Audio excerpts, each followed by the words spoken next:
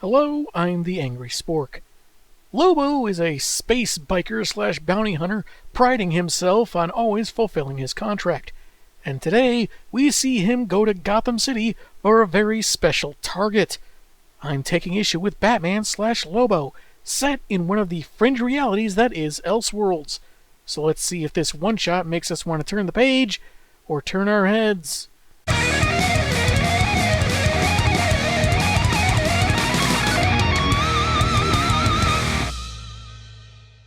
The cover is...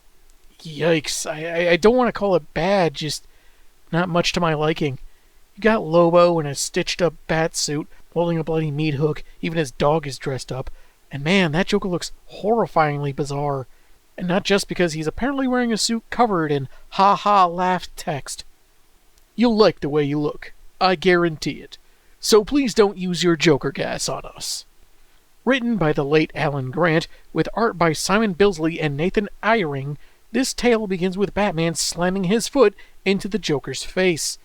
Run this off your flagpole and see who salutes. Local Bootmakers Union number 895. Looks like Bats has great bullet protection in his gloves, not so much for his arms. And I think that's a dent in his belt buckle, which really makes you wonder where Joker was aiming. Yeesh. Anyway, a quick disappearing act followed by another kick to the face, and Joker is down. His alleged gang war stopped and innocents saved. He's taken back to Arkham Asylum, other inmates noting that Scarface is still the city's crime lord, and, is this supposed to be Two-Face? His mention of odds and all that would indicate as much, but it looks like he's half plant creature or something. I know this is Elseworlds, but it just seems weird. As weird as those tentacles reaching out from a cell in the previous panel. Looks like SpongeBob finally drove Squidward over the edge. Joker gets wrapped up in an electric blanket with a bathroom hose and a feeding mask. Seems pretty secure. Bet the main DC canon version of Arkham wished they'd thought of it. Vowing to topple Scarface and regain his ordained greatness, he looks out his window, joined by a bird he calls Feathers, and sees a light in the distance, one he thinks will forever change Gotham. No, not the moon about to collide with the Earth. You throw another moon at me, and I'm gonna lose it. It's Lobo cruising on his space hog, though looking an awful lot like a missile. What do you say to that, Feathers? Nevermore. That's his favorite episode of Teen Titans. The Edgar Allan Poe reference is lost on him, which is fine because he's a crow, not a raven. Not sure why an alien has a Confederate flag on his ride, but moving on. He crashes into Arkham, taking out several guards that are now little more than skeletons and blood smeared on his vehicle, and asks the receptionists, who wear hazmat suits in this reality, where to find the Joker. They tell him to go to solitary, and the bounty hunter is willing to let them live, until they all draw guns on him, so he tosses a frag grenade that explodes with fragoom. Most of Lobo's money goes towards explosives with customized sound effects. Along the way, he's attacked by Killer Croc, who just doesn't like the muchacho's attitude, but Lobo easily overpowers him, stomping his face until an eyeball shoots out and impaling his head with his hook. He then proceeds to break into Joker's cell and rip his headpiece off, mentioning he's been well paid by Scarface to end the clown, with no one able to stop him. But, Mr. J notes, there's Batman, whom Lobo doesn't seem to know, so he just wants Joker to make with the last words. So he offers the space biker $10 million in cash, and this gets him a short reprieve to make his case. Really makes you wonder about the galactic exchange rate of the American dollar. Not sure why Lobo calls him Leonardo, though. He looks nothing like a Ninja Turtle. Joker wants Batman discredited and humiliated, then killed, after which Lobo can ice Joker as intended. Lobo's a man of his word, but for $10 million, he can wait a few days. They shake on it, with the clown's hand hiding a poisoned spike. Not only is the bruiser immune, he's actually entertained by this display of deviousness, and the two take off to get the cash, but not before encountering more Arkham staff, who apparently have a tank. I guess the only way to get proper funding in the medical field is to merge with the military. A few missiles, and they're on their way. Lobo soon shown his payment, which is also Joker's life savings. Mr. J spends his summers painting houses and mowing lawns. Turns out people tip big when you threaten them with acid-shooting flowers. The main man considers killing the clown now, but lets him live long enough to see Bats dead after Gotham is turned on him. He goes to fulfill his contract, and isn't worried about his client/target fleeing since he has his scent and can track the clown anywhere in the universe. You don't really need to know his scent. DC insists on putting him in everything Batman related anyway, so finding him isn't much of a chore. Chapter 2 sees Penguin robbing a bank with a crew of goons dressed like sharks, and what look like a couple of animals like a turtle and an octopus. I guess he's desperate to get his fellow arthropod out of Arkham. Justice for Squidward! Investigate SpongeBob! Justice for Squidward! Investigate SpongeBob! Either the art is just weirdly showing Cobblepot skittering away, or he's part millipede in this universe. Lobo, in a makeshift bat costume, descends upon them and takes the henchmen out, including cutting one dude's face off. The irony is that he was going to quit crime because he'd been cast in the lead in a John Woo film, and his part ended up going to John Travolta. Upon closer inspection, Oswald sees this isn't Batman, but still accepts a cigar from him, specially made by the main man, and offers to make him a deal. Then his head explodes across the nearby wall. Yeah, doing some extra editing here because it definitely walks a line between graphic and cartoonish. I guess Lobo doesn't want to keep avoiding killing people just because they keep offering him more money. He recalls Joker mentioning how the Dark Knight doesn't kill, so offering some criminals will discredit him well enough. But there's more to be done, so he throws his hook to swing away, and in the process impales a guy that stuck his head out the window to complain about the noise. Salt on the wound is when his boss calls and asks his wife if he's playing hooky from work. Now to really differentiate it from the then main canon. The old butler being beaten up by Robin, as practice I guess, is actually James Gordon. Note the glasses and mustache. Whoever the boy wonder is, he's not afraid of Lobo, since Nightwing has come from Bloodhaven after seeing news of the Zarnians' activity in Gotham. Not only is this Tim Drake, not Grayson, he looks like what happens when protein shakes take too many steroids. James is glad to see the three amigos back together. Batman has been Steve Martin this entire time, of course! However, Bats insists he has to tackle this current threat alone, because it's personal. He's not officially part of the Batman family of products. This is clear trademark infringement. We briefly stop at Joker's hideout, while he parodies Hamlet in front of his goons while guarded by Lobo's dog, and makes an ominous remark about having an undisclosed option. Then we go to Bat Lobo talking with Scarface, who's not the easiest to understand, with this version of Arnold Wesker not being able to pronounce B's. He's upset that Joker isn't dead, accusing Lobo of not living up to his reputation, but the, main knight says he'll finish Joker off at his hideout, the Fun Factory, by midnight. So has he been at this for days and we just haven't seen more of his rampage, or is he figuring there isn't much more he needs to do to discredit Batman? I'm not really sure. After we abruptly scene jump to another slaughter, the Batmobile appears, tases the brute, and then drives off. With Lobo giving chase, Bats takes some heavy fire, trying to lead his quarry away and keep more people from being hurt, like in this odd panel out that looks like a cartoon that got rejected by the New Yorker. Eventually, Bruce loses control, swerves, collides with Lobo's bike, and explodes. Weird thing is, of the two of them, Batman is the one without insurance. Despite being sent flying on the previous page, Lobo is calling Bats out from his car. Much less destroyed than I would have expected after that fireball. Pointy Ears knocks his doppelganger back with a couple of kicks. Considering Lobo's gone toe-to-toe with Superman, I wonder if this is a less powerful version. And dodges a few punches while declaring there's been enough killing. After hurling some phosphorus in the bruiser's face, Bats grapnel lines up the bridge to plan a new strategy, because his attacks were not particularly effective. The blinded Lobo starts firing wildly, managing to sever Batman's line, so he falls onto the metal beams, seeming to break his leg in the process. His sight recovered, Lobo climbs to his target and is about to claim his bounty, when he's stopped by Nightwing and Robin, on a splash page beginning Chapter 3. Farewell, amigos! With a subtitle like that, this can only end well for everyone. Nobody hurts Batman if we can stop it! So, whenever you're sleeping, in the bathroom, or busy playing Halo, somebody can hurt Batman? They kick their foe over into the water so they can tend to Batman, who confirms not just his leg, but his ribs are busted as well. The Zarnian pulls himself from the drink and fashions a lasso from a support cable. No fraggin' rugrat kicks the main man off a bridge and lives to tell the tale. Lobo could never forget his humiliating defeat by Tommy Pickles and his friends. Bruce offers his allies some gas pellets to use on their enemy when they're both ensnared by the cable. And now that broken leg is bleeding all of a sudden.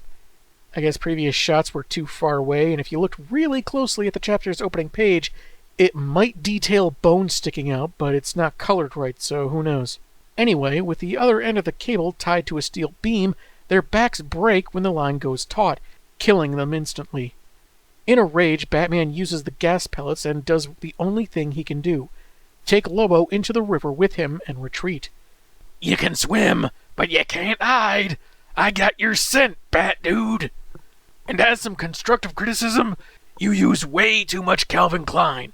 A little goes a long way."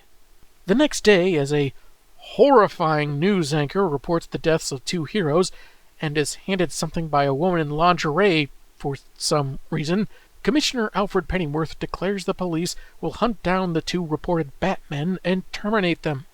This delights Joker, who's assured his contract against bats will be completed tonight, while Scarface is ticked that Lobo seems to be killing everyone except the clown. I mean, he's got a point. How much of a man of his word can Lobo be if midnight passed and not only was there no meetup at the Fun Factory, but Joker's still alive? In the cave, James and Bruce mourn their fallen friends, the former assuring they knew the risks and that Wayne isn't to blame.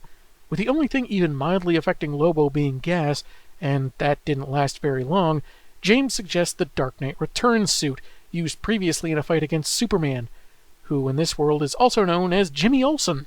Check out this signed picture saying "Better luck next time." "No use, James. I couldn't begin to operate it in this condition. Besides, look at the handprints on the chest plate. I barely survived that double purple nurple."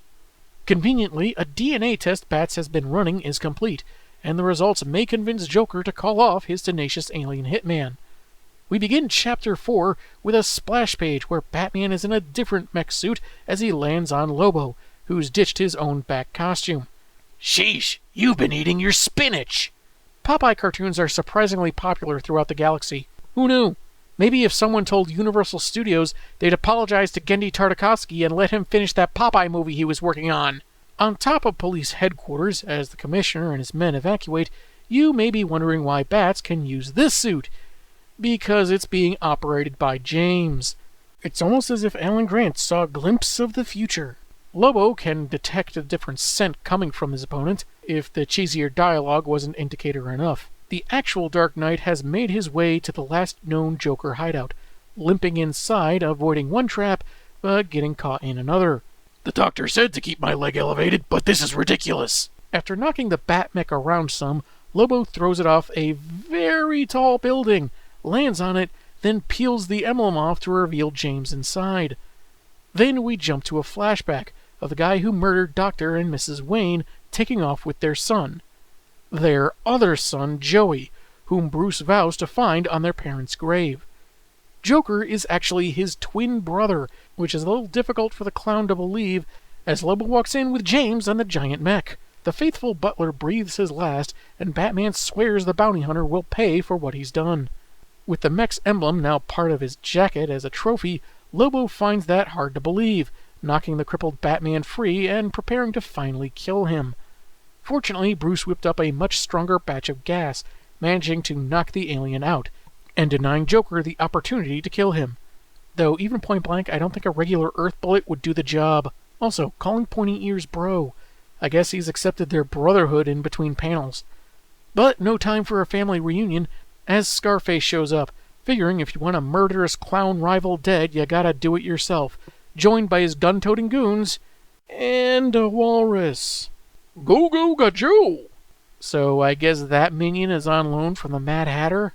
The two duck for cover as bullets start flying, and when the goons lose sight of them, Scarface declares victory, until a whole mess of chattering skulls approach and explode. Before the puppet can be saved by his ventriloquist, he's shot through the head, with a helpful arrow pointing to his eviscerated brains. It was none other than the Joker that pulled the trigger, declaring himself victor in the gang war as flames spread throughout his hideout. With his enemies dead and 10 mil still in his possession, There's just the matter of his newly revealed brother, whom he figures he'll shoot too. Until Lobo gets up. I guess I missed his head getting blown off, but he's got rapid healing, so the wound quickly closes. He figures that J-Man's attempt on the Bat's life is him reneging on their deal, but before he can put the clown in a world of hurt, Batman has a surprise. Ah! Portable makeup mirror, now available at Kohl's for $4.99. My one weakness. It's some kind of light, or a disc that has spider sense, that acts alongside the extra ingredient in that gas used a few pages ago. It basically hypnotizes Lobo, putting him under the Caped Crusader's power. Though some of his snark makes it through, it works on the alien, and he's forced to promise to leave the planet, be good, and never take sentient life for as long as he lives. So, with his rocket patched up with half a Batmobile, Lobo flies into space, maybe to become an intergalactic charity worker, and the comic ends with Batman leading his brother away, not paying much attention to his pleas to be released, and all the Joker's money being taken by Lobo's dog. That was Batman/Lobo, a garish, bloody satire that wasn't without its charm, but I personally didn't enjoy it all that much. Don't get me wrong, Joker had some funny lines, and the over-the-top nature had its moments, but it got a little too graphic for my taste. It does feel like they were just having fun with the premise and reveling in the freedom of an Elseworlds universe. That would explain stuff like do-nothing weirdos in the background, or an off-panel news station employee that's barely dressed. Some of the liberties taken weren't so bad. Tim as Nightwing, Alfred and Gordon switching jobs, Kal-El apparently being found by the Olsen family, and some sea creatures locked up in Arkham. Those things don't really need a lot of explanation. It doesn't hurt the story, and really they're there for the ambience. Even cliches like Joker and Batman being long-lost twin brothers, there being no concern about that getting out when the clown goes back to Arkham, and even Bat mind control can be excused because it's all for funsies. But there are times it just awkwardly jumps from one scene to another, making me feel like it was missing some pages. Which has been a problem for me. Scans I saved to my computer for other comics kept disappearing until I used Photoshop to save them, like a middleman app. So, when writing this script, I had to go to the site and double-check I wasn't missing anything. I just find it jarring when stories do that, and even in this case, could be seen as the pacing not being given enough focus. Even little inconsistencies, like Lobo apparently missing that meetup with Scarface, can make it seem like there could have been more to polish things up. There's also a line early on that, even in context, may not have aged well since the year 2000 when it was published. And I am really not a fan of the art. Weird is one thing, but most of the time it's just generally not pleasant to look at. Its exaggerated appearance kind of does lessen the impact of the violence. Again, this is satire, and I can understand if it's just the artist's style, but it's really not to my personal taste. Though there is this interesting thing I noticed about the ears of Joker's foe Bat Hood. They droop, curve downward, maybe like a devil or perhaps Loki, Norse god of mischief, which would also be fitting. But since those horns tend to curve upward, I could be totally off base. Maybe it's a kind of hint about the twins angle hiding in plain sight, but again, with other elements of the book being handled with more frivolity, I could be reading too much into it. It's got some stuff going for it, but it seems better suited for people with more appreciation for dark humor and graphic violence than myself. Not saying it's a bad thing, it's just not going to be for everyone. I'm the Angry Spork, and man have I got issues.